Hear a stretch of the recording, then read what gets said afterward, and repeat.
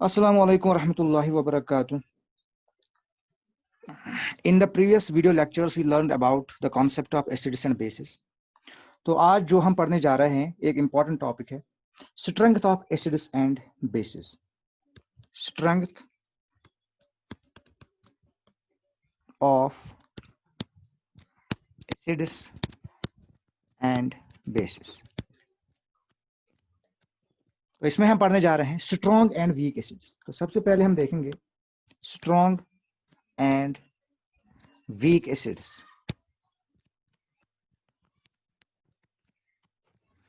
अगर हम याद करेंगे Arrhenius definition of N acid, Arrhenius ने कहा था N acid is a substance which when dissolved in water gives hydrogen ions. Acid वो सबस्टेंस है जब हम उसको वाटर में डिसॉल्व करते हैं तो वहां पे हाइड्रोजन आयंस लिबरेट होते हैं। तो हम इस तरह भी कह सकते हैं greater the amount of hydrogen ions in the solution, greater the amount of hydrogen ions in the solution, greater hydrogen ions, जितनी solution में ज्यादा हाइड्रोजन आयंस होंगे स्ट्रॉन्गर इज द एसिड, उतना जो वो एसिड है वो स्ट्रॉन्ग होगा।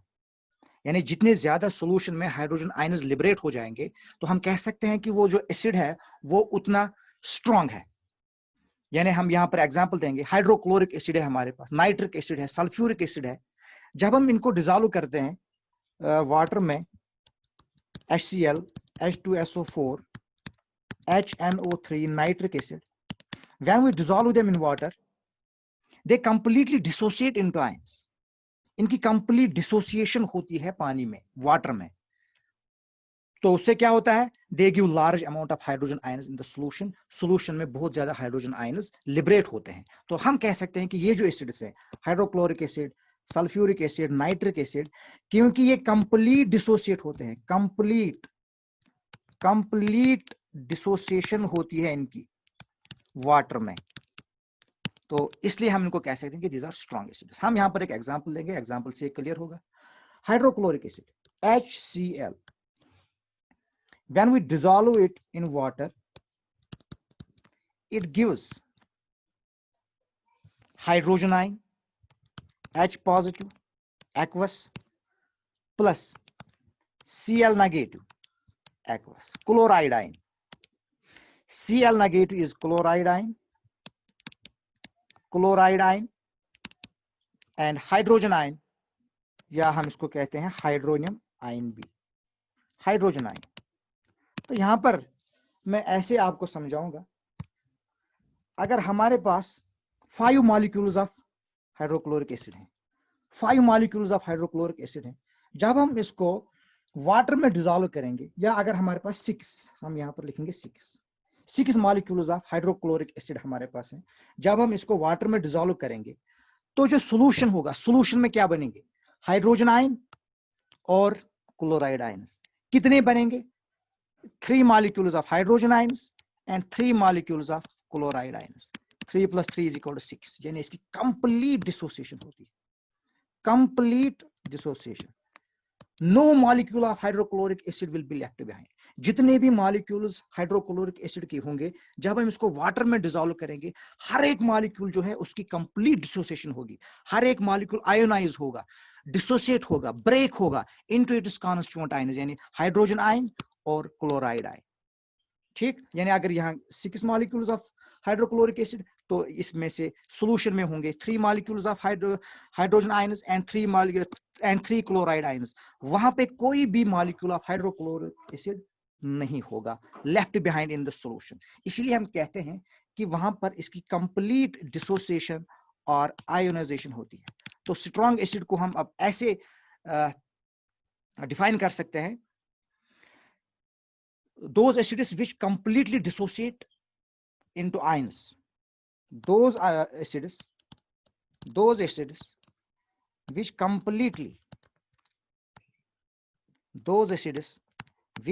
completely dissociate into ions in the solution, in the aqueous solution, are called strong acids.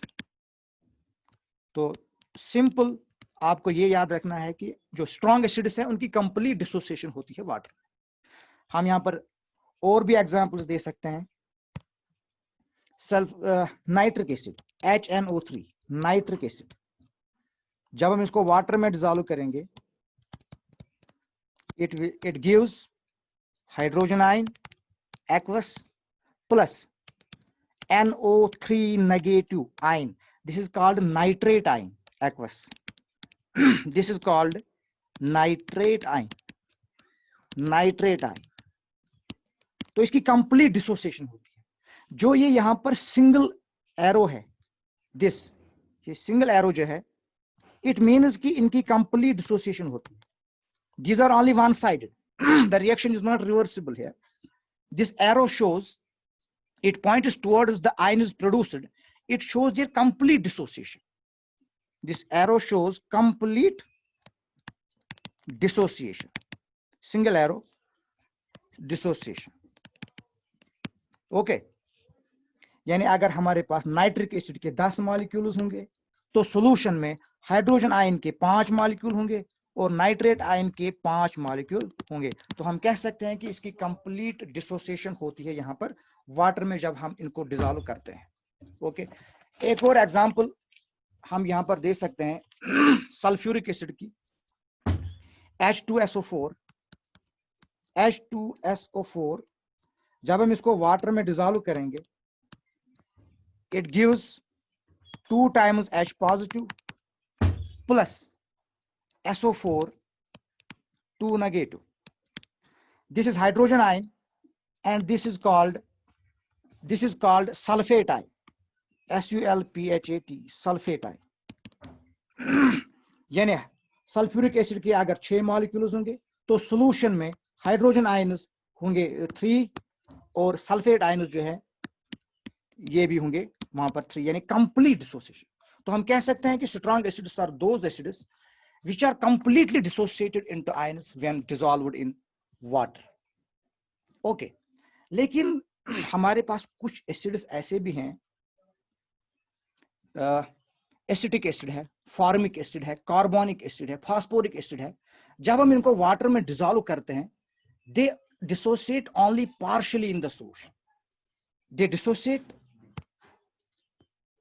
they do not dissociate completely, they dissociate partially. यहां पर हम एग्जांपल देंगे वीक एसिड्स, यानी वीक एसिड्स की अगर हम एग्जांपल देंगे, weak acids are those acids which dissociate partially, which partially dissociate into ions in the solution, not completely but partially। यानी सभी मॉलिक्यूल्स जो हैं वो वहां पर डिसोसिएट नहीं होते हैं। There are some molecules of the original acid left behind in the solution, so we call them as weak acids. Example हम यहां पर दे सकते हैं acetic acid CH3COOH, this is called acetic acid. Okay, जब हम इसको वाटर में dissolve करेंगे तो वहां पर क्या बनेगा, CH3COO negative plus this is aqueous plus hydrogen ion aqueous। okay, CH3CO negative, CH3COH ये है acetic acid and CH3CO negative, this is called acetate ion, this is called acetate ion and this is hydrogen ion, this is hydrogen ion। तो यहां पे क्या होता है, ये जो रिएक्शन है ये हम यहां पर दिखाते हैं, यहां पर सिंगल एरो हम नहीं दिखाते हैं, यहां पर हम 2 एरोस दिखाते हैं। one points towards the reactants and one points towards the products. It means that कि ये जो रिएक्शन है it is also reversible। तो होता क्या है, अब यहां पर सवाल खड़ा होता है कि वीक एसिड्स जो हैं अगर हम इनको वाटर में डिसॉल्व करते हैं तो इनकी कंप्लीट डिसोसिएशन वहां पे क्यों नहीं होती है। एक्चुअली वहां पे डिसोसिएशन होती है, लेकिन डिसोसिएशन होती है वहां पर, लेकिन जो ये एसिटेट आयन है CH3COO negative, CH3COO negative, this is called acetate ion. Acetate ion जो है ये बहुत अनस्टेबल होता है, this is not stable, this is unstable. तो अनस्टेबिलिटी की वजह से क्या होता है, it reacts back with the hydrogen ion, ये हाइड्रोजन आयन के साथ वापस मिल जाता है, वहां पर रिएक्ट होता है, and it forms back acetic acid CH3COOH। यानी एस्टेट आयन जो है इट इज अनस्टेबल, यानी individually it does not exist in the solution individually, तो इसकी टेंडेंसी रहती है कि ये हमेशा हाइड्रोजन आयन के साथ वापस रिएक्ट होता है। तो सॉल्यूशन में जैसे ही एसिटिक एसिड की डिसोसिएशन होती है, ब्रेक होते हैं, लिबरेट होते हैं वहां पर ये दो आयन्स, लेकिन ये जो दो आयन्स हैं इनमें से जो एस्टेट आयन है ये बहुत ही अनस्टेबल है। तो अनस्टेबिलिटी की वजह से क्या होता है, it reacts back with the hydrogen ion, it reacts back with the hydrogen ion to form acetic acid again. तो हम अगर ऐसे कहते हैं, अब हम अगर ऐसे एग्जांपल देंगे कि अगर हमारे पास एसिटिक एसिड के 10 मॉलिक्यूल्स हैं, तो इनमें से सिर्फ 2 मॉलिक्यूल्स की डिसोसिएशन होती है सॉल्यूशन में, 8 मॉलिक्यूल्स जो हैं 8 मॉलिक्यूल्स रिमेन अनडिसोसिएटेड। तो वो अनडिसोसिएटेड क्यों रहते हैं, उनकी डिसोसिएशन पहले होती है, लेकिन बाद में जो ये एसिटेट आयन है, एसिटेट ये अनस्टेबल होता है, उसकी वजह से ये वापस रिएक्ट होता है हाइड्रोजन आयन से, क्योंकि हाइड्रोजन आयन तो वहां पर ऑलरेडी मौजूद हैं। वाटर के भी वो जो मैंने आपको दिखाया था हाइड्रोनियम आयन्स कैसे बनते हैं, हाइड्रोनियम आयन्स वहां पर बहुत ज्यादा मौजूद हैं, अवेलेबल हैं, तो इसलिए acetate ion it reacts back with the hydrogen ions to form acetic acid. इसलिए हम कहते हैं फिर कि इसकी पार्शियल डिसोसिएशन होती है, हाफ डिसोसिएशन होती है, पूरी तरह से ये डिसोसिएट नहीं होते हैं। तो अगर ये पूरी तरह से डिसोसिएट नहीं होते हैं, इनको हम कह सकते हैं कि these are weak acids. So weak acids are those acids which get partially dissociated in the solution. इनकी complete dissociation नहीं होती है, इनकी partial dissociation होती है solution में। तो इस तरह आप याद रखेंगे कि strong acids are those acids which are completely ionized or dissociated in the solution, and weak acids are those acids which are partially dissociated in the solution. एक और एग्जांपल हम देंगे यहाँ पर वीक एसिड की। हमारे पास फॉर्मिक एसिड एक है, फॉर्मिक एसिड जिसकी फार्मूला है HCOOH। Formic acid when it gets dissolved in water, it reacts, it gives HCOO negative aqueous plus H positive hydrogen ion, ये तो हमें मालूम है डिसोसिएशन। तो फॉर्मिक एसिड जब हम इसको वाटर में डिसॉल्व करते हैं, इट डिसोसिएट्स इनटू, इसको हम कहते हैं format ion, format, it dissociates into format ion, it dissociates into format ion and hydrogen ion. तो ये फॉर्मेट आयन जो है, जैसे मैंने अभी कहा था कि इट इज अनस्टेबल, अनस्टेबिलिटी की वजह से ये वापस रिएक्ट होता है हाइड्रोजन आयन के साथ, and it forms back formic acid.